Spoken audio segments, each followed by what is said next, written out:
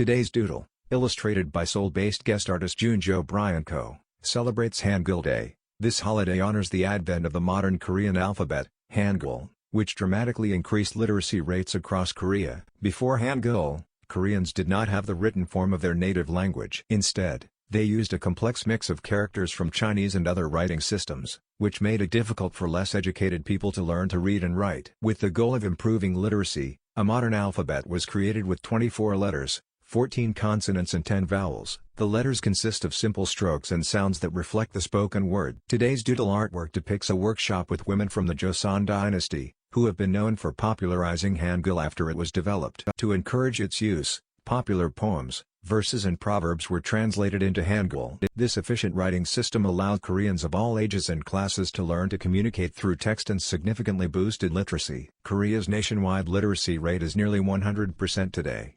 Koreans celebrate the holiday by taking the day off of school and work to reflect on this writing system. One way they do this is by exploring the National Hangul Museum, where exhibits showcase Hangul letters and their impact on the country. Happy Hangul Day, Korea!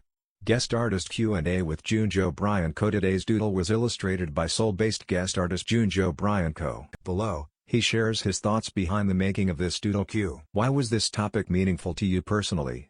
A. Korean traditional culture has always been my inspiration, and Hangul being one of the biggest parts of Korean culture is what made this topic so interesting to me. Working on an illustration related to the letter itself has never been on my idea list, oddly enough, but working on this doodle has helped me reflect on the effort that went into its creation and how it has enriched my life. Since this project is centered around the Google letters, I was excited and nervous at the same time.